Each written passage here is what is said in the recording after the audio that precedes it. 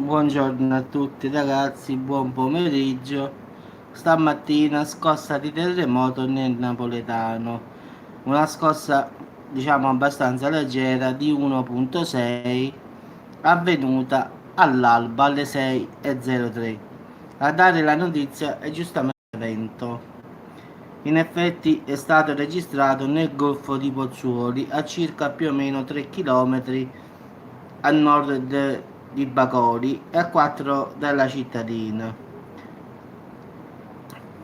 Diciamo che si tratta di una strumentazione per registrare l'attività vulcanica in mare dei Campi Flegrei, realizzato come completamento delle reti di strumentazione della geofisica. In effetti è una nuova, diciamo, modo di registrare i terremoti, quindi questo qua è avvenuto con delle boe che si posizionano, diciamo, nell'acqua e che mantengono, diciamo, registrano le scosse che provengono anche dai fondali. E in effetti stamattina la terra ha tremato, diciamo, nel golfo di Pozzuoli, in effetti, quindi è avvenuto in mare, quindi una scossa, diciamo, nel golfo. Qualcuno l'ha sentito leggermente, ma nulla di più. In effetti solo alcune persone più sensibili l'hanno sentito, ma poi in effetti è stata più una cosa registrata dall'osservatorio vesuviano che non dalla gente stessa, in effetti.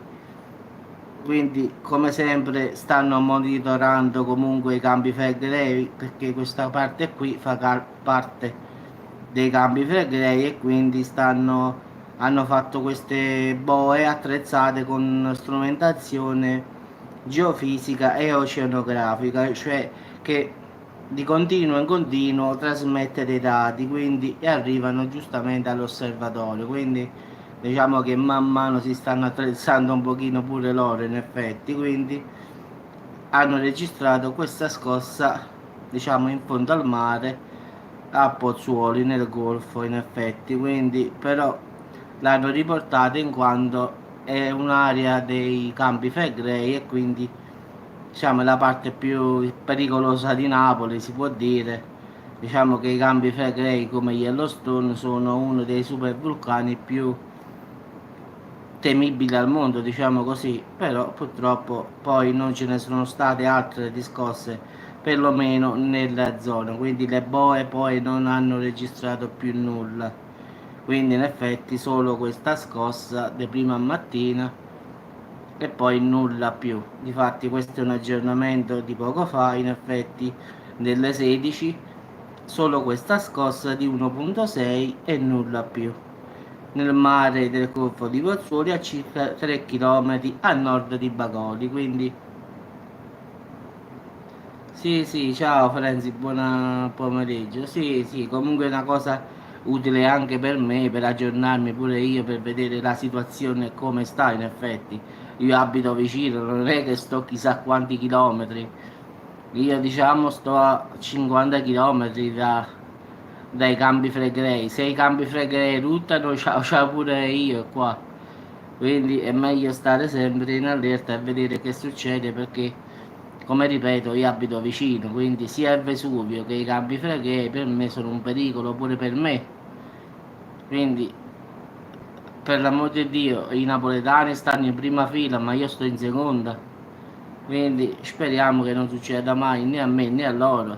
È la miglior cosa, anche perché il Vesuvio potrà fare danni in Campania, mentre i Campi Flegrei lo faranno in tutta Italia, quindi la differenza è molto molto molto.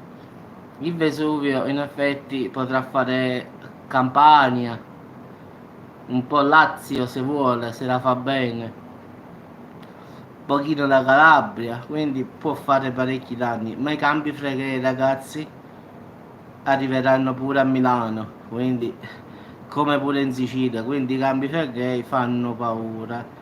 È come quello di Yellowstone, in effetti hanno calcolato che se quello di Yellowstone erutta in modo come ha fatto tanti milioni di anni fa, pensate che devono evacuare tutti gli Stati Uniti, compreso il Canada, tanto per farvi un esempio. Allora se i Campi Flegrei eruttano, tutta l'Italia deve andare via, tanto per fare diciamo brevemente più possibile. Quindi i Campi Flegrei non sono un problema del sud o del centro o dei Napoli o della Campania, sono di tutti. Quindi è come Yellowstone: se quello spara, tutti i 54 quanti stati sono dell'America devono andare via, compreso il Canada. Quindi pensate che forza hanno sti vulcani, che non so perciò li chiamano super vulcani. Quindi è meglio che stanno sempre a riposo e che giustamente uno, se sa qualcosa, la vede, la registra, vede, così in caso di qualche cosa uno, come si dice, prevenire è meglio che curare. Quindi teniamo, anche io ci tengo sempre a stare aggiornato, lo faccio con voi, lo faccio per me, quindi faccio utile e dilettevole in effetti. Quindi anche a me è utile sapere la storia come va.